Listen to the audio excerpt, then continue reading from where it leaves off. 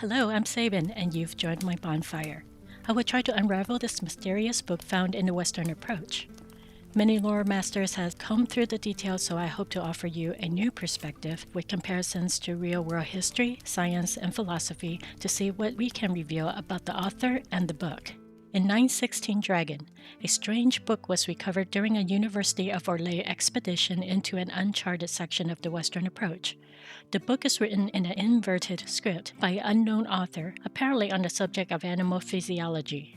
The author of this book, dubbed the Grim Anatomy by its finders, dissects various creatures using unorthodox methods. The resulting diagrams illustrate in great detail how nugs, giants, wyverns, and others look on the inside. I don't know precisely what the finders meant by unorthodox methods, but the author removed bones from flesh to examine every part of the skeletal structure. The closest real-world language that somewhat matches the invented script is the language of numbers. This is the Mayan numeric system from 36 BC to represent numbers and calendar dates. And this is the Egyptian heretic numeral system from 1600 BC. My best guess is that the game artist took the liberty of mashing up these characters to come up with a literal invented script that means nothing or requires a decoder ring or at least a conversion table to understand. Returning to the study, nugs are docile subterranean omnivores. They've been roaming a lot more on the surface since the first blight. The bit of dry plant flattened into a bookmark could be pointing to the nugs' diet, but why not document the other stuff they eat, like worms, bugs, and limestones? It makes me wonder if the roots was meant to be a metaphor for life at its beginning. Speaking of food, nugs do eat metal when the pickings are lean. Gold, for instance, is one of the best conductors of electricity. I'm guessing the author wondered if eating metal would amplify the electrical current running naturally in the bodies of mammals, therefore attracting spirits.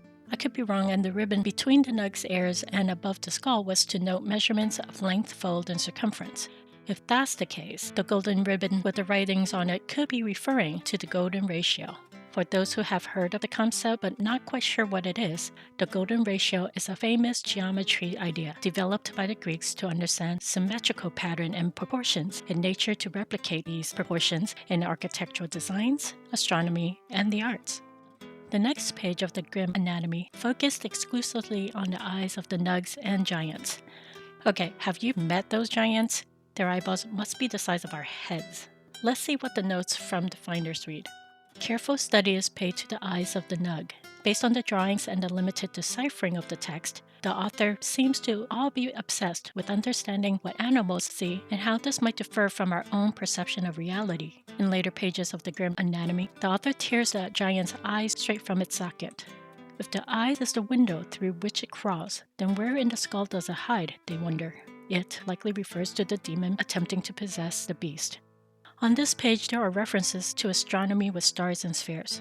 What do eyes have anything to do with the cosmos? Drawn beside the nug's skull is 7 rings, so here's my best guess to that diagram. The inner 4 rings looks like layers of an eye, starting with the cornea being the translucent part of the eyeball, then the shaded part for the iris, then the pupil, and then the lens. In the 5th ring, there's a sketch of a human head. The 3 sideway arches may mean the mode of visual perception or something more because the author changed from studying physiology to astronomy. Not sure if the donut-shaped sphere shows 2 orbits, overlapped planets, or a different kind of geometry. Next is the bird with the dark beak. Since we're still on the subject of demon possession, the bird could be a raven, since a raven symbolizes death, a realm of spirits. Then finally we come to a representation of measurement for the solar system, comparatively like this one by a Greek mathematician and astronomer. The last rings with stars and script continue to draw on the relationship between the cosmos and perception. What we know for a fact, the Ancient Tevinter studied the constellation when they still believed the power of magic came from the old gods. In Dragon Age Inquisition, we can find many apparatus, star maps, destrariums spread across southern Thedas. Suppose the author used similar tools to observe the sky or knew of such studies. Could the Grim Anatomy date back to the ancient age of the newly formed Tevinter? I don't know, but let's return to this question later. What isn't clear is the author's use of invented script, unless they wanted to keep their findings a secret. Many experiments in the Golden Age of the Imperium were conducted where the veil is the thinnest and outside of Merathis away from the Archon's purview, so a secret code is entirely plausible.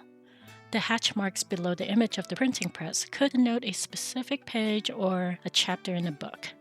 I highly believe that the illustration is a printing press and not a lyrium eperlon, because if you zoom into the image far enough, you'll see pages hanging in the background drying, or someone preparing a plate with types for the press. And the sketch of a suspended carcass. My only guess is that they are just documenting how to peel back the skin to keep the skeletal and muscular structure intact. I mean, there's maybe a metaphor with the shadow and the light, I'm not really sure. Again, the gold leaf was applied, but what's peculiar is how the ribbon I equated as energy is now drawn as a snake's tongue. A snake or serpent is a symbol of transformation and immortality. Here, the author's notes confirm as such. It is widely believed that the Grim Anatomy's focus is on demon possession, especially how a demon, itself a tangible being, can enter into the mind of another and manipulate it. Here, the author observes the motor skills of a possessed wyvern. It is not wearing the creature's skin, the note read. It has become the creature, its mind, its senses, its blood. The illustration showed some deformity to the possessed wyvern, like in the jaw and the paws. We finally reached the last page of the Grim Anatomy that hasn't been entirely lost to fire. The finder stated, "The last pages of the Grim Anatomy are largely unreadable, torn, and singed. It's as if someone attempted to destroy the book. What little can be made out speaks of rotten emptiness. The accompanying diagrams are bizarre, no longer resembling the physiology of any known animal, but instead a mess of overlapping and interconnected geometric shapes." Alright, let's assume that the author expanded this research on demon possession from the mode of sight to the natural order of life. The star over sphere diagram looked very similar to the mage glyph in Ancient Tevinter when I was digging around Dragon Age Wiki on languages. It's a match to what was drawn on the Grim Anatomy, except for the missing Tevene symbols. This glyph also resembles something else, a transmutation circle. It's a sigil or sign for an alchemic process. Ah crap, I just remembered to check on our Avernus. Anyway, I'll do that later. So, transmutation means changing an object's chemical makeup into another form, thereby creating a new object with new chemical makeup. The circle in the sigil is thought to uphold and maintain alchemistic power or magic that has been infused into it. Did the author try to replicate what he observed between the demon and the wyvern with the sigil? I want to bring focus on the triangles and spheres on both the mage glyph and the sigil. The shapes within the glyph and sigil, and the proportions of the golden ratio that I spoke of earlier, relates to the sacred geometry. I've planned to discuss the sacred geometry in detail on another Flare video, so let me try to sum it up here for you. The sacred geometry is the fundamental geometric shapes and ratios that give form to nature, from the tiniest particles to expressions of life that can be seen by human eyes to the greater cosmos. The principle of sacred geometry reminds us of our interconnectedness, inseparability, and union to all things. Two overlapping spheres can create all of this. The word interconnected is seemingly crucial to demon possession. On the far right of the singed page of the Grim Anatomy is a bunch of connecting dots, unlike the invented scripts we've seen up until now. Lines connecting dots had me thinking about the stars and astronomy. This particular ancient Chinese star map of the planet's northern sky is part of the Dongheng Star Atlas, dating back to 700 AD. And this is our current star map that was used to train Apollo 11 astronauts. And then this is a list of Ancient Tevinter constellations. I'm on the right path about the author doing something similar to the star mapping, but the Tevinter constellations doesn't match the simplicity of these connections, despite that I can identify at least 8 clusters, and one that faintly looks like an arrow or a spear. Probably an artist's tribute to the Chinese star map scroll that depicts an archer thought to represent the god of lightning, or an elven god who's an archer that was said to have gathered stars to make the golden spear. So, how does geometry and star mapping relate? Well, they don't. However, speaking of paths, these dots and lines do correlate to something entirely different. Lying within the patterns of the sacred geometry is the tree of life. This is where geometry meets mythology, religion, and philosophy. The basic tenet in all interpretations of the cosmic tree is the interconnectedness between us, divinity, and the universe. See this zigzag pattern here? On the Kabbalistic tree of life, it is the lightning path. The back and forth pattern between the left and right columns or pillars of masculine and feminine energies or values on the cosmic tree is a way of achieving balance. Not too much chaos, not too much conformity. A lot of the other patterns in the Grim Anatomy can also be charted on the Kabbalistic tree of life. And the clusters that resemble a horseshoe, a figure, and a square draws a connection with humans' inherent duplicity. It makes sense to me that hunger, anger, and fear, those kinds of negative emos, could make the person more susceptible or even willing to allow a demon possession to get what they desire, versus positive emos in the same person would bring attention to benevolent spirits of faith and compassion or valor, as we see happening many times in the Dragon Age universe. This very long cluster of stars here trails off to what looks like roots. As in all things, the Tree of Life also has its duplicity by having roots stretching into the realm of shadows. Shadow. Where have we seen shadow? The author must have uncovered the ritual path to rot and emptiness. The void, also known as the abyss, is a place of nothing. But can there really be a hell in the Dragon Age universe?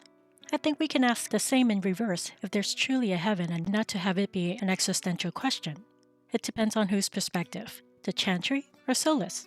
While elven beliefs say the void is the home of the Forgotten Ones, the gods of disease, terror, spite, and malevolence, the Chantry's view of the void is the antithesis of the Maker's creation, and one of two fates that await the faithful and the unworthy in the afterlife.